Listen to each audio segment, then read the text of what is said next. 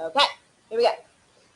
Right here, you have a spot for us to write in what is known as the ideal gas law. So I need you to write in with me pressure, volume, and there's an equal sign right there. Mine's kind of light, so I'm going to write it in again.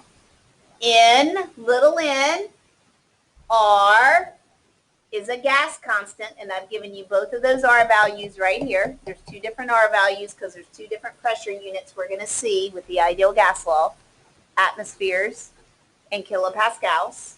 And then finally, we multiply the R times the Kelvin temperature. Okay, so again, P stands for pressure, B stands for volume, T stands for Kelvin temperature, and then we have two new variables. The little n means the number of moles, and then here is a constant known as the gas law constant. That if we have a pressure times a volume, and we divide that by the number of moles and divide that also by the Kelvin temperature, we always come out with a constant number.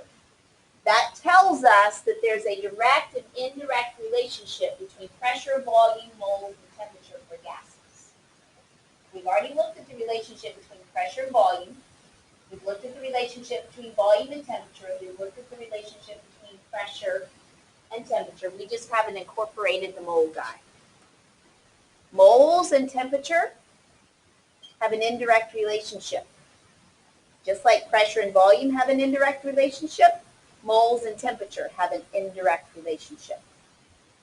But moles compared to volume, direct. Moles compared to the pressure, direct relationships. Okay? So it's only the P and the V and the N and the T compared to each other that have indirect relationships. Everybody else, when you compare two to each other, have direct relationships. One goes up, the other goes up. One goes down, the other goes down. All right, we're going to do exactly the same thing with these example problems. We're going to highlight what we have in the problem, except we're not going to need to use ones and twos. There's only ones now, so we don't have to write ones in at all. There's just one pressure, one volume, and one temperature when you're doing the ideal gas law. Okay, so look at example number 7 with me. It says, what is the pressure in atmospheres? So there's the first time I've heard pressure, but I'm just going to label it as P. That is exerted by that many moles, which is a half a mole. Here's my N. For a sample of nitrogen gas in a 10-liter container, I see a liter, that means it's volume, at a temperature of 298 K. What do you notice about that temperature?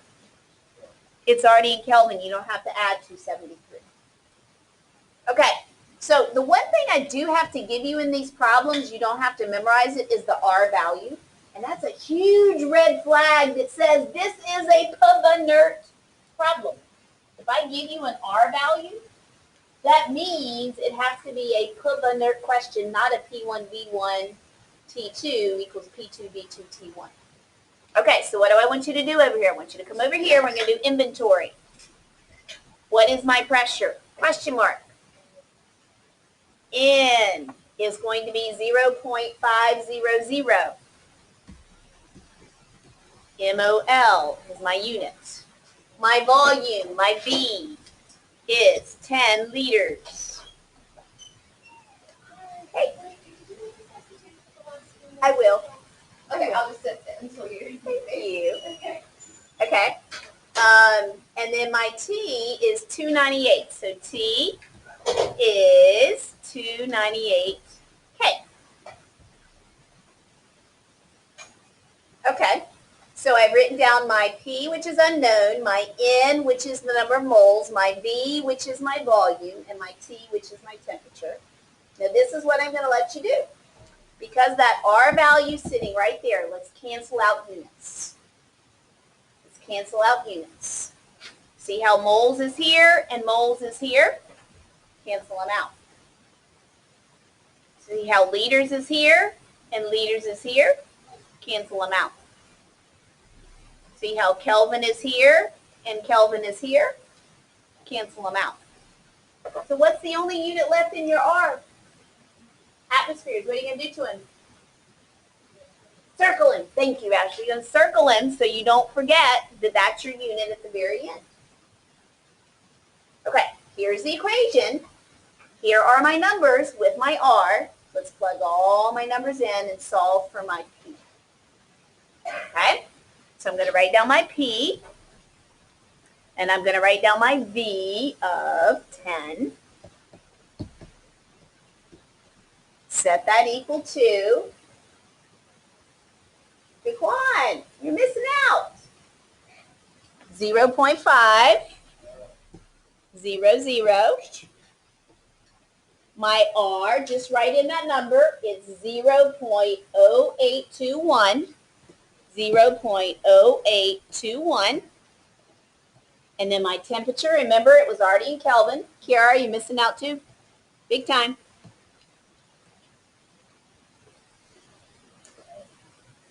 And now I get to do me some math to solve for my P. All right, how do I solve for my P, Daniel? How do I isolate my P? Thank you, divide both sides by 10. Can y'all tell I'm trying to make this, since it's math, and I know some of us don't like math. I'm trying really hard to make this math about as easy as I can get it, right? I know, y'all, some of y'all need that from me, and I'm trying. All right, so 10 divided by 10 goes away. So in my calculator, I'm going to do 0.5 times 0.0821 times 298 equals, and then divided by 10. Now let's look at sig figs. 3 sig figs, you can't count that constant. 3 sig figs, 3 sig figs. Tyler, how many sig figs in my answers? 3. Okay, so my recorded answer is going to be 1.22329. That's my unrounded answer. And the unit is going to be, I circled it over here, atmospheres.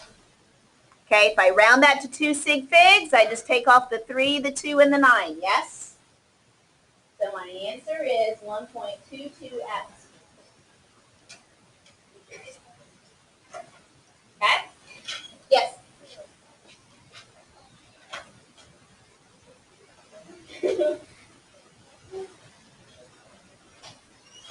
Now, what makes this one a little different?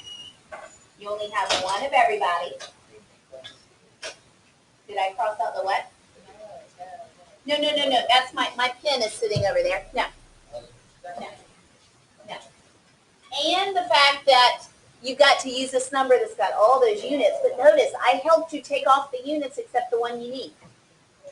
So you've got 2 different R's you're going to use in the ideal gas hole. Either this R or that R. Either this R or that R. The rest of it's all the same. So now you've got some practice problems. We've got 8 and we've got 9